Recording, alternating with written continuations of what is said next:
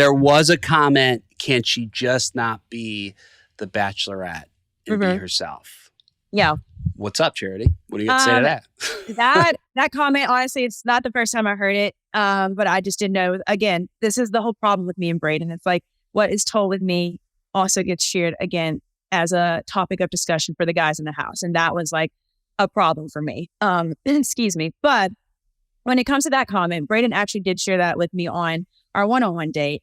He just was like not really, I guess, easing into the comfortability of just like what this whole thing was, like what the premise of it.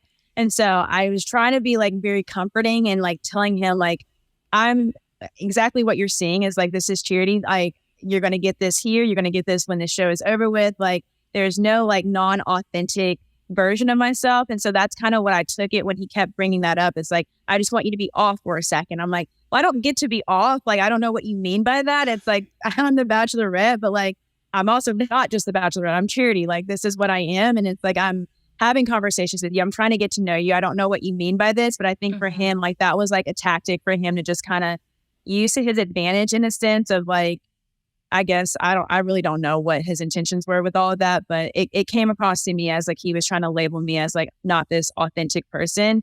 But I could be wrong, but there's no turning off the Bachelorette. Sorry. Yeah. You're like, you might not be seeing every single side of me right now because I'm the Bachelorette, but the sides you are seeing are 100% me. And you can't like fault me for the position I'm in because you're here because I'm the Bachelorette. Right. So it's kind of like, it's hard. But what was the moment that really was like, because you gave him a lot of patience and like, you guys had a lot of conversations and it really looked like you were both, especially you, trying to kind of make it work and get past his concerns. What was the moment where you were like, okay, like my patience is up. This isn't going to work out? Yeah.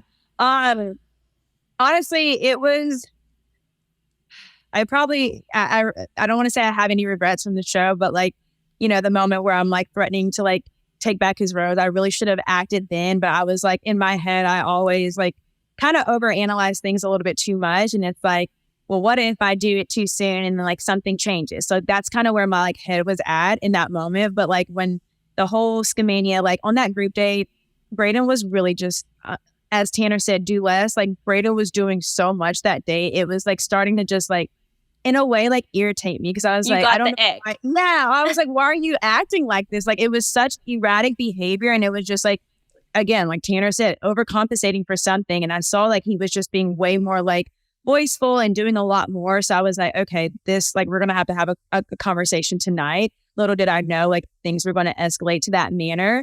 But like in that moment, whether or not if he had not saying like, I can't do this anymore, like I would have still probably sent him home because I just was at like the peak with him and I couldn't take anymore.